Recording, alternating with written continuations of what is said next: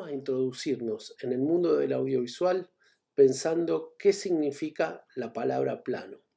Plano, de acuerdo al contexto en el que yo lo use, va a tener justamente distintos significados.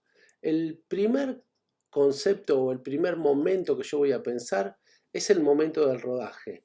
El rodaje es cuando yo hago el registro, cuando estoy en el set de filmación, en la calle, registrando un documental, en cualquier lugar. Simplemente el plano en el rodaje coincide con el momento que yo empiezo a hacer mi registro hasta que dejo de hacerlo. Eso sería el plano según el rodaje. ¿Qué dice el cuadernillo? Digo, para ir empatando las definiciones. Dice, por lo general, en el rodaje, el plano designa el fragmento de película que corre ininterrumpida en la cámara entre la puesta en marcha del motor y su detención.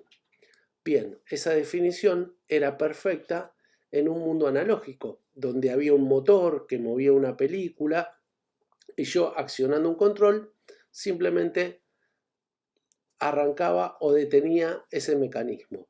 Simplemente, si yo lo quiero pensar en una definición de entrecasa, puedo pensar que el plano, según el rodaje, es lo que queda registrado en mi dispositivo. Desde que yo empiezo a grabar, es decir, que aprieto el botón de on, de rec en algunos casos, hasta que detengo ese registro. Entonces, todo lo que quedó entre el encendido del registro y la finalización del registro sería mi plano según el rodaje. Otro momento muy importante durante la creación de un relato audiovisual es el montaje. El montaje es la etapa donde yo reúno todas las imágenes y todos los sonidos y le doy sentido, ¿sí? Más adelante vamos a ver específicamente la definición del montaje. Ahora vamos a pensar en función de la definición que decíamos antes de plano. Entonces yo tenía un plano según el rodaje, que era todo lo que quedó registrado en la cámara, pero según el montaje yo voy a dividir ese plano en distintas partes. Voy a mostrar un ejemplo como si nosotros hubiésemos grabado este show, ¿sí? Entonces veríamos este primer plano según el rodaje. Bueno, ¿qué tal? Bueno, yo soy Fermetili, como decían, soy actriz, actualmente estoy laburando en un programa en donde confundo un poco a la gente. Yo hago un programa, un personaje en donde soy muy inocente, un personaje muy, muy inocente. Bien, hasta ahí tenía ese primer plano. Acá yo estoy mostrando también cómo funciona el programa de edición. Ese primer plano. Voy a mostrar otro plano con el que después voy a editar el primero que acabamos de ver. No, boluda, eso es lo que yo dije en principio. La cantidad de cosas que nos mandaron para hacer, ellos no lo hacen en un día escolar. Que no jodan. Bien, digamos que yo tengo dos planos según el rodaje, ¿sí?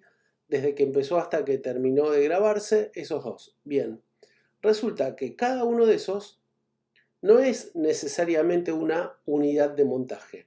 Yo a cada uno de esos planos lo voy a descomponer en dos partes y voy a armar un montaje a partir de esos dos. Por lo tanto, cada uno de esos planos sería una unidad de montaje. Y por eso se dice que en el montaje el plano es la unidad mínima del montaje. Acá les voy a mostrar un montaje que hice justamente alternando entre esos dos planos según el rodaje originalmente, que según el montaje se transformarían en 4.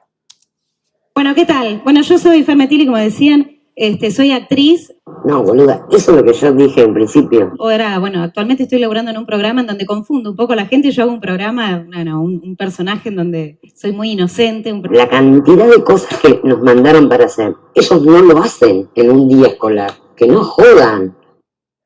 Bien, básicamente esa es la diferencia principal que existe entre plano según el rodaje y plano según el montaje.